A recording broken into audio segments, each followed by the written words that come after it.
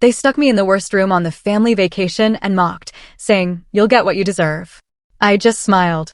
Until I announced, in fact, I own this hotel, and watched their jaws drop as security threw them out with no place left to stay. You know that feeling? The one where your own family sees you, but they don't really see you? For years, I was their quiet, reliable doormat, always there to pick up the tab and smooth things over. But what happens when that doormat suddenly owns the entire house? And I mean, literally owns it.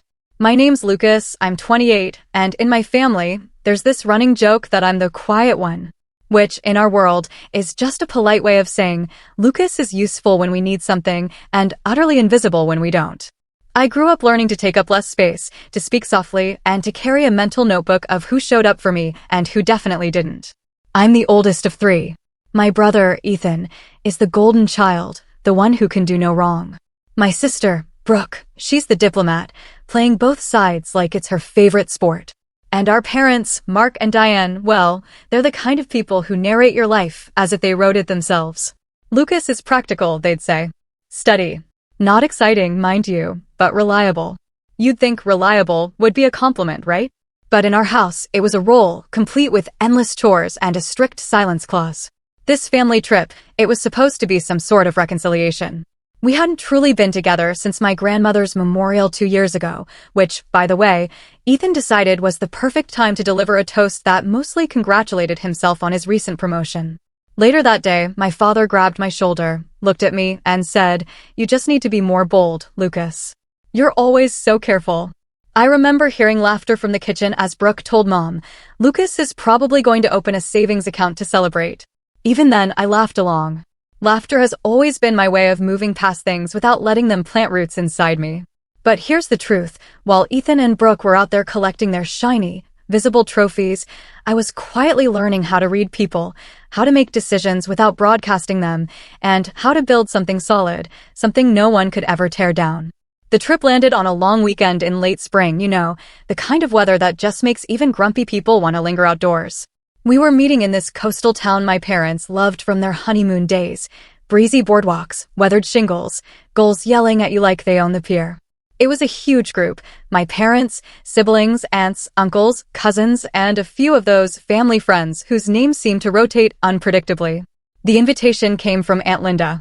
She loves for group texts and uses an excessive number of ellipses, like every sentence whispers a secret.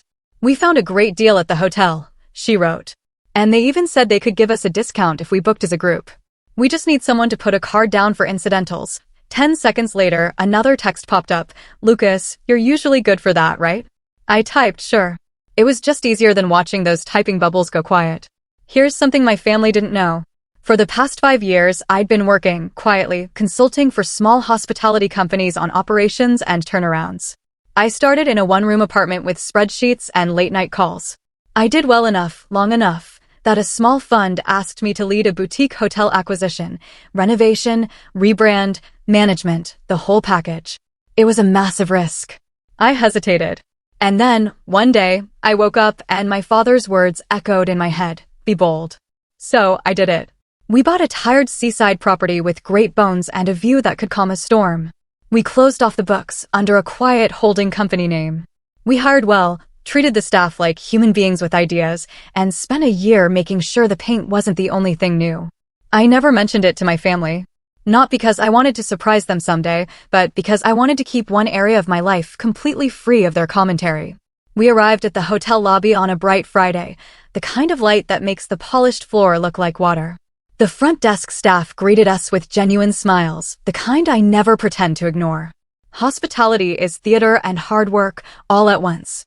But before I could even step forward, Ethan placed himself squarely at the counter. "Reservation for the Anderson party," he announced, loud enough to declare something that wasn't his.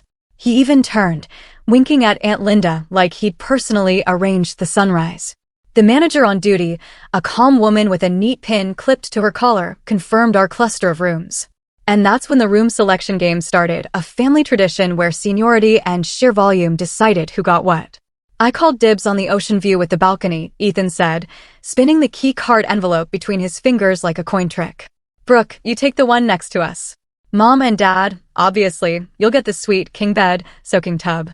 Aunt Linda, You and Uncle Arthur should be on the same floor as the parents. The manager, politely amused, glanced at me for a beat. I smiled and said nothing. In my family, offering a challenge is like setting a place at the table for an argument. Aunt Linda clapped her hands. Perfect, Lucas. There's a small room off the stairwell they said they could give us at a discount. We'll put you there. Saves the family a few bucks. You're so good with practical things. I'm not sure what it is about family that turns you into your childhood self in half a second. I felt that old heat in my face, that old urge to just nod so no one had to shift. Sure, I said, evenly. Stairwell room for me. My mother squeezed my arm like I'd just carried a heavy box for her. You're a sweetheart. Besides, you'll be out and about, right?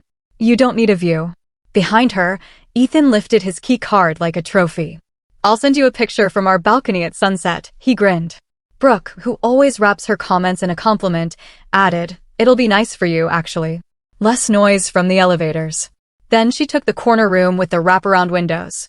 If you're wondering how a family convinces itself this is kindness, the answer is simple. They dress convenience as fairness and call it a family trait. We all took the elevator, minus me, to the 5th floor, watching the doors close in unison like a synchronized swim routine. The stairwell did smell faintly like bleach and a hint of something metallic, maybe an old pipe. My room door opened to a bed that was technically full-sized if you ignored the way the mattress dipped toward the middle. The window overlooked a flat roof covered in white pebbles and 2 humming metal boxes. The bathroom sink was new, which was good, though the towel rack sat a fraction of an inch crooked, which was bad.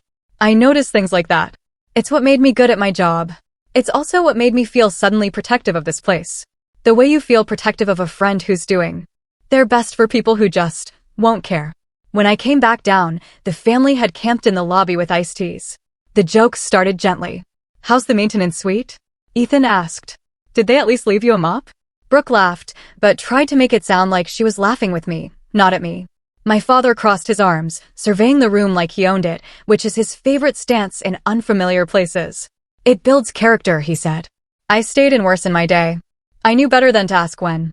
My mother added, it's only 2 nights. Aunt Linda leaned in conspiratorially. Anyway, since you're on the stairs, you'll get your steps in, she said, as if that made it a fitness perk. I just nodded, because letting other people's words settle is a skill I have perfected. The group wandered to lunch. The restaurant was light and open, with plants that actually looked alive, small things guests noticed subconsciously and felt as a sigh of relief. Our server recommended the catch of the day, and Ethan announced he would do the tasting for the table, like he was a judge on some food show. I asked for the same dish, quietly, and he smirked at me as if I'd copied his homework. When the food arrived, conversation turned to summer plans, Brooke's trip to the vineyards, Mom's gardening, Dad's ongoing war with the neighbor's tree. When it was my turn, I simply said, I'm working a lot this season. Aunt Linda waved her hand. You're always working. At some point, you have to live. I almost told her that work is how I build a life, but I didn't. It's hard to explain to people that responsibility can be a kind of freedom if you actually chose it. Small things piled up like folded napkins. At check-in, Ethan accidentally added room service to my incidentals. At the pool, my father used my towel because yours looks nicer and handed me a damp one in exchange. Brooke texted me from her balcony asking if I could grab her a spare phone charger from the front desk because you're down there already. In the afternoon, we took a walk along the boardwalk and stood at the rail while the ocean did its endless thing. My mother wrapped her arm through mine. You know, she said, you should be more like your brother. Sometimes he just goes for it. I kept my eyes on the horizon. I thought about the contractors who worked nights to finish the East Wing on time. About the general manager who took a chance on me when I looked 21 and spoke like I ought to apologize for it. About every salary we raised because we wanted to do right by the people who make a place worth returning to. I do go for it, I said. I just don't narrate it. That evening, the plan was a family dinner in the private dining room.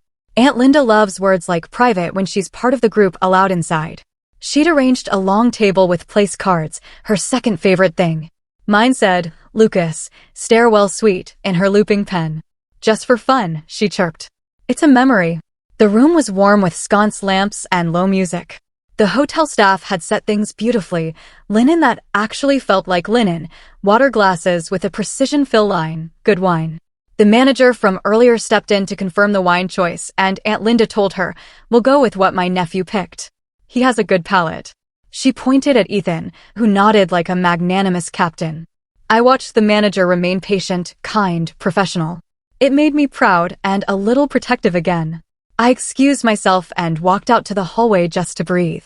Hospitality teaches you how to be invisible while making people feel seen. My family has spent years perfecting the opposite. In the hall, I texted someone I trust, our general manager, Adam. "How's everything?" I wrote, a normal check-in dressed as casual curiosity. "Good," he replied immediately, because he's always paying attention. "Full house tonight. Family group seems spirited." I smiled at the phone. "I'm here too," I typed. "Text me if you need me." When I walked back in, the room was louder. Ethan was telling a story involving a client, a boat, and a crazy weekend, and everyone was leaning back in their chairs, laughing in the way that says, "Tell us we are impressive for listening."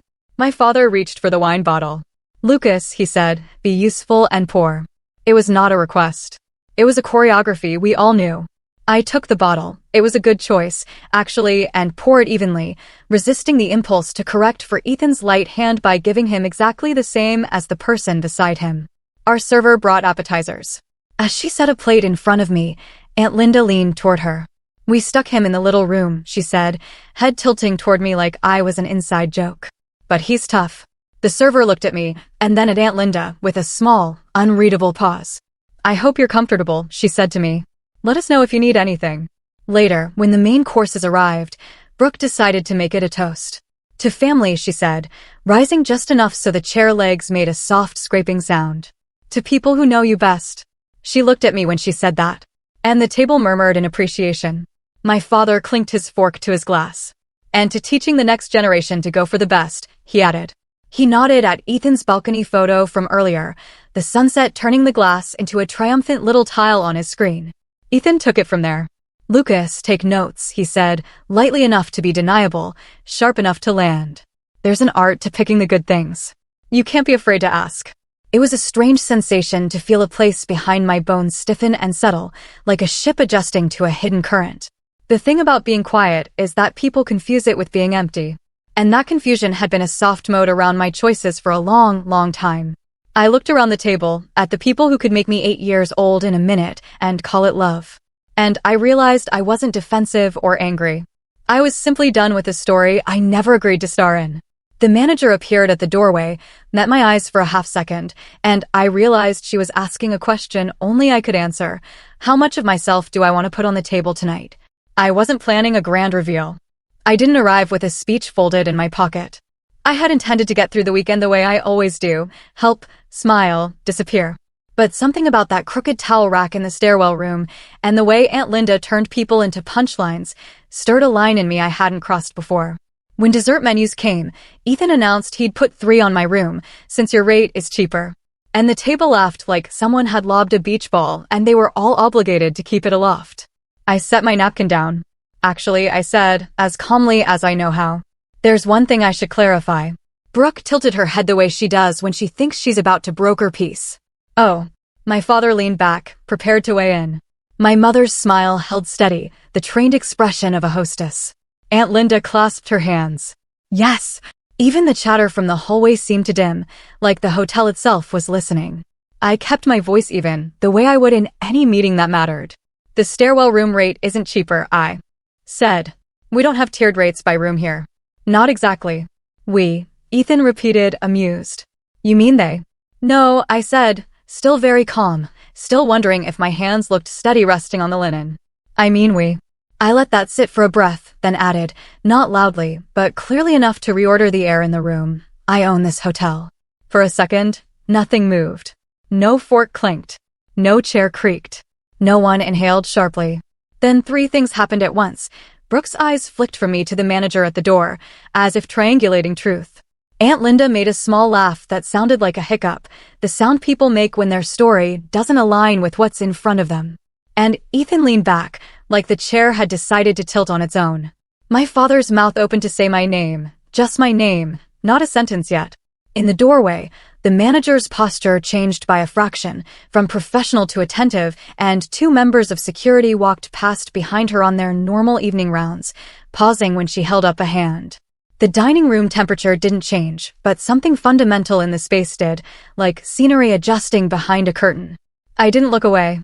I didn't rush to fill the silence. Years of being quiet had finally prepared me for this precise kind of quiet, the kind where you don't rush to make everyone comfortable. I could feel the questions freighted onto that calm. Was I serious? Since when? Why didn't I tell them? What did owning mean? Who suddenly had authority in this room? My father closed his mouth, then opened it again. Lucas, he said softly this time, as if the name itself was new. On the far end of the table, Aunt Linda's hands slowly unclasped. Ethan tapped the bottom of his glass with one finger that didn't tremble, but wanted to. The manager stepped inside at last, directed her words to the table, and still somehow only to me. Is there anything you'd like us to do, Mr. Anderson? She asked. The room absorbed the title like a drop of ink in clear water, colors spreading in undeniable lines. My mother's posture shifted. 100 memories recalibrating behind her eyes. I rested my palm on the table, feeling the grain beneath the linen, feeling the building I loved, the team I trusted, the dozens of choices and repairs and kindnesses that made a place more than walls. I glanced at the 2 security staff waiting just outside the threshold, attentive and ready. Then back at my family, every face reorienting to a reality they hadn't planned for. I didn't raise my voice. I didn't need to. First, I said, the staff is not a prop for our jokes. We don't comment on a guest's room choice like it's a party game, and we don't make a server feel small because we're trying to impress one another. That's not how this house runs. The word house made my father blink, like the floor plan he held in his mind had just been redrawn. Across from me, Brooke's diplomatic smile thinned. Lucas, you know, Aunt Linda was just teasing, she said gently, the way a person tries to blow out a candle by fanning the air. We're all having a nice time. Ethan tapped the stem of his glass. Yeah, man. You own the place. Cool. So, get yourself a better room. Put me next to the stairwell. I can handle it. He laughed, like he just offered a noble sacrifice he knew would never be accepted. The manager waited in the doorway with the patient attention I knew well. It wasn't deference to me. It was deference to process. She was also reading the table for the first sign this would tilt from awkward to unsafe. I turned to her. Could you have Adam bring the incidentals ledger for our group? I asked, and the service team's notes from this afternoon? She nodded and stepped back out. Ethan's eyebrows went up. Ledger. He laughed. What is this, a courtroom? He looked at Aunt Linda for a smile and got one that didn't quite reach her eyes. We don't need to make this formal, Aunt Linda said. We can just move some things around, right? Switch rooms, add a dessert, call it even. She reached toward my plate as if to demonstrate adding something, her bracelet clinking lightly against the china, a sound I had heard my whole life that always meant a conversation was about to be steered without anyone admitting it. My mother, to her credit, was quiet. She watched me the way you look at a photograph you've seen 100 times and suddenly notice a detail in the background that's been there all along. My father, however, straightened in his chair, adopting his old command posture. Son, he said, we're not doing a performance here. He gestured toward the hall as if the hotel itself were a theater that had gone off script. You should have told us. It's not right to spring something like this at dinner. I let that one pass through me like wind through reeds. I didn't spring anything, I said. I corrected an assumption. There's a difference. He opened his mouth, then closed it. He didn't have a category for that sentence. Adam appeared with a leather folder and a small notepad, crisp as always. Every line of his suit saying, ready. He set the folder by my hand, but addressed the table. Good evening, everyone. I hope you've been enjoying your stay so far. He meant it. That's the part that always mattered to me, meaning it. Per Mr. Anderson's request, I've brought a summary of the group incidentals as well as today's service notes. I'm happy to review them with you or handle anything privately. The word privately hung in the air like a rope we could choose to grab. Aunt Linda smiled brightly at him. No need for all that, she said. We trust you. We can sort things among ourselves. She glanced at me, a small warning wrapped in charm. Right, Lucas? I opened the folder and skimmed the afternoon entries. The housekeeping call for extra linens at 2:14 p.m. The room service charge at 2:32 p.m. The additional minibar restock request at 3:05 p.m. The poolside towel discrepancy at 4:11 p.m. I felt my jaw unclench, not in anger, but in relief. It wasn't the money. It was the predictability. Patterns are easy once you stop pretending they're complicated. I'd like to handle this here, I said, closing the folder lightly. There are a few misunderstandings I'd like to clear. Ethan snorted. Misunderstandings? So, I ordered wings to your room as a prank. Big deal. You own the place. Consider it like brand testing. Adam didn't flinch. For clarity, he said, the room service order was placed from the main suite's phone and requested to be billed to the stairwell room. When our team asked to confirm, the caller insisted the stairwell room would approve. That's not our policy. We comped the order to avoid delaying the service during peak hour, but it did create confusion in the system. He glanced at me, then at my father, then back to me. We've adjusted it off your folio, Mr. Anderson. My father shifted. Comped, he repeated, a little heat in the word. The way a person reacts to losing control of the scoreboard. No one needs to comp us. We're family. Adam's face remained neutral. We comp when we need to keep service flowing and protect staff from conflict. It's about workflow. Brooke tucked a piece of hair behind her ear with her peacemaking hand. Lucas, if you felt slighted about the room, we can deal with it, she said. You can have ours. We'll take the small one. It's not a big thing. The offer was kind in shape and hollow in center.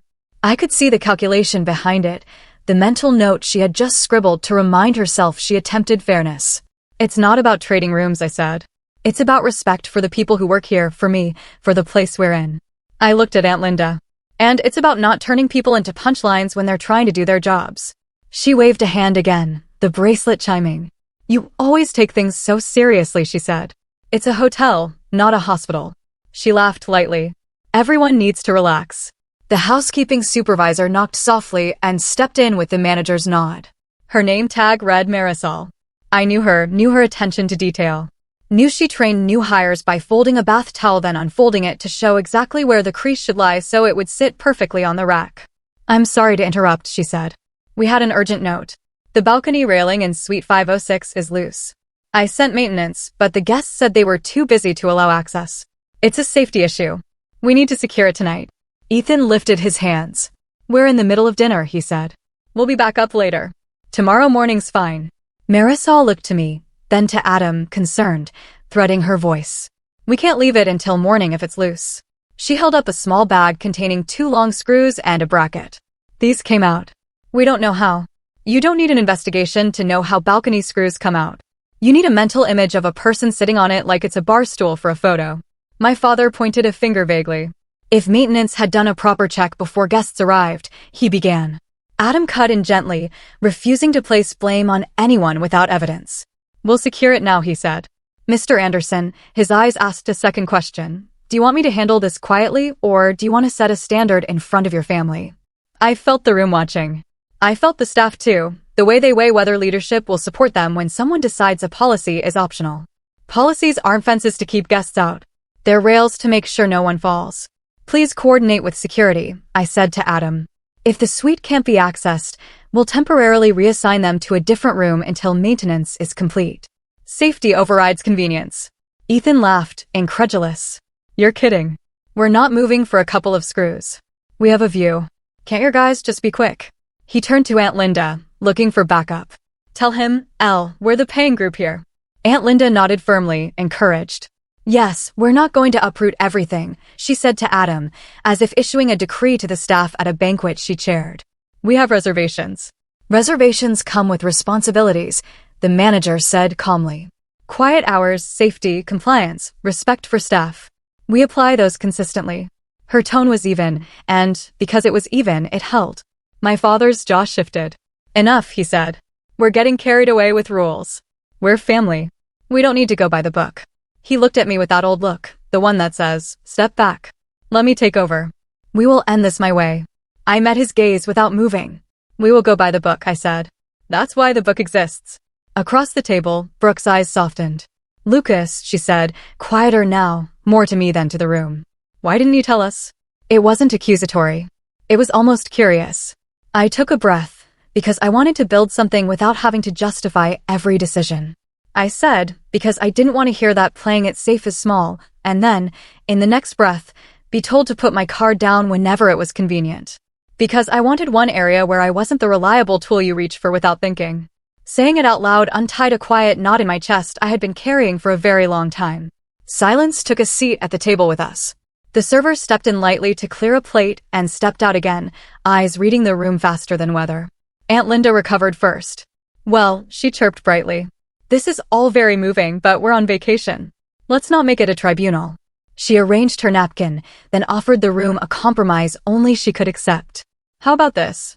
We keep the rooms as is. We'll sign something about the balcony. Everyone promises to be on their best behavior. And she smiled toward Adam. We forget the little mix-ups from earlier. Her eyes flicked to the leather folder as if it were a stack of napkins. Adam's phone buzzed once. He glanced at it, then at me. The front desk just notified me, he said carefully. 2 of the cards on file have declined for pre-authorization. He added quickly, compassionate, factual, it happens. We can resolve it easily, but we do need active payment methods on each folio by midnight per policy. It was a small thing, administrative, uneventful, until the table processed what it meant. Aunt Linda's smile froze, just a hair too long. My father looked annoyed at the idea that the system could deny him anything. Run them again, he said. It's a glitch. Adam nodded. We did. Twice, as the system requires. Ethan leaned back then forward. So what? You're going to kick us out? Over a pre-auth? He looked at me and tipped his chin like he'd found my weak spot. Come on, big man. Don't hide behind policy now. We're your family. The word family landed differently than he intended. It didn't feel like a rope. It felt like a hand pushing. I looked at the security team in the doorway. Not looming, not threatening, simply present. I looked at Marisol holding the small bag of screws. I looked at the manager, steady as bedrock. Then I looked back at the people who raised me and taught me that the world bent when you pressed hard enough. Here's what's going to happen, I said, level and unhurried. Each word light as a glass set precisely on linen. We're going to handle safety first. Suite 506 will be vacated immediately so maintenance can secure the railing. We'll reassign you to another room for the night. Tomorrow, once it's safe, you can return. Second, each room will place their own card on file for incidentals. I'm removing my card from the group. That's standard. Third, there will be no more jokes at the expense of the staff or each other's rooms. If anyone has a request, you'll ask kindly. If anyone has a complaint, you'll bring it to the front desk like adults. I paused, not to threaten, but to let the shape of the evening become clear. If that's not agreeable, we'll end your stay early and process checkouts tonight. Aunt Linda sputtered. Lucas, she said, as if my name were a lever she could pull to reset me. You can't be serious. We drove hours. We have plans. We made a reservation. Brooke stared at her hands, then looked up at me with a question that wasn't about rooms. My father's eyes went cool with a pressure I recognized. You're enjoying this, he said. The accusation slid across the table like a coin. You've waited your whole life to have the upper hand. He leaned in. That's not leadership. That's pettiness. I'm not enjoying this, I said softly. And I wasn't. I spent a year making sure strangers felt welcome here. I won't let my own family make it smaller than it is. Ethan's chair scraped slightly as he stood halfway, then sank back down, torn between theater and calculation. Fine, he said, reaching for his key card, then tossing it back on the table. Move us, but we're not apologizing for having fun on vacation. He looked toward the door, raising his chin. Are we done? The manager nodded once to security, not as a signal to remove anyone, but as a cue to prepare to guide. They stepped a fraction closer, hands open, posture neutral. Adam's phone buzzed again. He glanced down, then up, and the lines around his eyes tightened. We also have a complaint from a neighboring room about noise and something thrown over the balcony earlier, he said, voice still calm. Housekeeping recovered a broken glass near the courtyard planters. Security logged it at 5:22 p.m. He looked at Ethan's side of the table, not accusatory, just aligning facts. The room held its breath. My mother closed her eyes for a second, the way a person prays without words. When she opened them, she looked at me, not pleading, not defending, but steady. Do what you need to do, she said quietly. I stood, not a performance, a posture. Adam, I said, please reassign Suite 506 and coordinate maintenance. Manager, thank you. Marisol, if you need anything from me, you have it. Security will escort whoever is moving to their temporary rooms and help with bags. I turned back to the table. Cards on file by midnight. That isn't a threat, it's a requirement. If anyone needs time to sort their accounts, the front desk can hold a cash deposit or process a different card, but it has to be handled tonight. Aunt Linda's face was very still now. The way stillness sometimes disguises a wild flurry beneath. You're humiliating us, she whispered. In front of strangers. I shook my head. I'm asking you to be guests, I said. Same as anyone else. That's the only way this works. My father pushed back his chair an inch, the sound louder than any of our voices. You've made your point, he said, rising just enough to feel taller. We'll decide what we're doing. We'll let you know. He reached for his coat, then realized he had none. The gesture looked strange without the weight of it. The manager gestured gently toward the hall. We can show you to your reassigned room, sir, she said. She did not soften the sir. Ethan rolled his eyes and stood. Let's go, he told Brooke, who hadn't moved. She looked at me, then at our mother, then at the staff, and I saw a map unfold in her expression. How this could go in two directions, how either one would be a story we told for years. She stood finally, but didn't take a step. In the doorway, the security team made a small space for movement. The hotel hummed in the background the way good hotels do, a choreography of 100 small kindnesses no one notices until they're gone. Adam waited for my cue and for the family's choice to catch up to the reality already in motion. For a long second, the room was a held breath. The kind you take before stepping into cold water. The kind you take before saying something that cannot be unsaid. Then a knock came at the dining room door. 1, 2, 3, firm and measured. The night auditor leaned in, a folder in his hands, concern in his eyes. Excuse me, he said. Mr. Anderson, there's an additional matter related to the group booking I think you'll want to see before we proceed. He held the folder just inside the threshold, not crossing, waiting for permission to bring the next truth into the room. Adam's eyes met mine. The manager's posture shifted barely, ready for whatever line we were about to cross. My family watched me like a jury that had suddenly realized the verdict wasn't the ending, but the start of something else entirely. I walked toward the door to take the folder, the room quiet following me like a tide. And as my hand closed around the cardstock, I heard Ethan exhale a small laugh and say to no one and to everyone, "What now?" The folder the night auditor handed me was slim, but heavy with weight. Inside was a printout of the group booking details, the kind of paperwork most guests never see. At the top, under Purpose of Stay, Aunt Linda had written in her neat, looping script, Charity Retreat, Verified Nonprofit Tax-Exempt Group. Attached was a scanned form, her signature at the bottom, claiming we were hosting an educational seminar. It was the kind of form that grants a discounted block of rooms and exempts certain fees.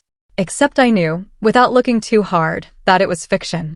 There was no charity registered under the name she scribbled. I handed the page to Adam, who had already guessed its contents. His eyes met mine, calm and ready. My father craned his neck to read. That's standard, he said quickly, as if filling the silence before anyone else could. We're a large family. Families are charitable. He forced a smile at the manager. It's all the same in spirit. The manager did not return the smile. Fraudulent use of tax-exempt status is not permitted, she said evenly. We would normally assess full charges immediately and terminate the booking. Aunt Linda's face flushed pink. It's just paperwork, she protested. I've been arranging family trips for years. No one cares about the fine print. Everyone bends the truth a little. You can't expect me to, she trailed off, realizing the sentence had no safe end. Ethan leaned forward. Come on, Lucas. You're really going to throw us out over paperwork. He laughed, too sharp. You own the place.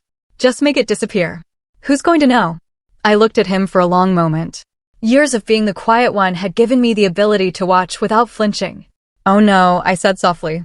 The weight of the room shifted again. My mother's fork slipped against her plate, the sound small but final. Brooke pressed her lips together, then spoke for the first time with something close to steel. We're embarrassing ourselves, she said. Her voice cut through Aunt Linda's sputtering and Ethan's grins. This isn't about a balcony or a room. It's about us thinking we can do whatever we want and expecting Lucas to carry it. For a moment, I thought she might side with them, soften the edges, propose another compromise. But she stayed quiet after that, and the quiet carried more truth than any toast. Adam cleared his throat gently. Per policy, Mr. Anderson, we'll need to resolve the charges tonight. Would you like us to proceed with checkouts? I took a breath.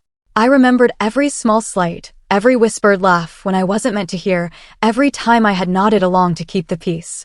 I thought about the crooked towel rack. How even small things mattered if you wanted a place to feel right. Yes, I said. Process the checkouts effective immediately. The words did not come out with anger. They came out with clarity. The reaction was immediate. Aunt Linda slapped her napkin on the table, sputtering about betrayal. My father pushed back his chair so hard it nearly toppled, insisting he wouldn't be humiliated in front of strangers. Ethan muttered something about power trips and started gathering his phone and keys with jerky movements. Brooke just stayed seated, her hands folded. My mother's eyes glistened, not with tears, but with something heavier recognition, maybe of the years she hadn't seen me fully. Security stepped forward, not forceful, just steady, professional. They guided my relatives toward the hallway, offering assistance with bags. Aunt Linda refused with a hiss. Ethan made a show of dragging his feet. My father walked with stiff dignity, as if he could still make the corridor his stage. The dining room grew quiet again. Guests at nearby tables glanced over, then looked away. Adam remained by the door, giving them space, but not yielding an inch. The manager stood tall, clipboard in hand, documenting as we had trained. When the last of them was escorted out, I sat back down at the long table. The plates were half cleared, the wine glasses half full. Brooke was the only one still seated across from me. "You didn't have to do that," she said quietly. "Yes, I did." She nodded slowly. "I think you're right." Then she pushed her chair back, stood, and left, not with the bluster of the others, but with the silence of someone who wasn't ready to bridge the gap yet. I was alone in the dining room. For the first time all weekend, I felt at ease. Not triumphant, just steady. The kind of steady that comes when you stop apologizing for the space you take up. The manager stepped closer. "Would you like us to block their names in the system for future stays?" she asked. "Yes," I said. "Do that. No future bookings under their names or under my card. If they want to stay, they'll have to come as guests, not as family demanding favors." Adam nodded. "Understood." That night, after the paperwork was processed and the staff dismissed, I walked the quiet hallways of the hotel. I checked the stairwell room where I'd been placed. I adjusted the towel rack with my own hands, tightening it so it wouldn't wobble. I looked out the small window at the rooftop and I smiled. This room was mine, too, in its way, just as much as the ocean suite, just as much as the lobby. The next morning, as sunlight spread over the water, guests came down for breakfast. Families laughed over waffles, couples leaned close over coffee, children pointed at goals outside. The place hummed with the quiet joy I had built into it. My phone buzzed with a message from Brooke. "I'm sorry for the things I said before. Call me when you're ready." I put the phone back in my pocket and stepped into the dining room. The staff greeted me not with surprise, not with hesitation, but with the same warmth they gave every guest. I belonged here, not because of my last name, not because of any title, but because I had built it with care. And when I looked out over the tables, hearing the low music and the clink of dishes, I felt something I hadn't in years. Not anger, not vindication, just peace. That was enough. So, what do you think? If you were in my shoes, would you have made the same choices? Or have you ever had to draw a line with family like this? Let me know in the comments below. I'd really love to hear your thoughts.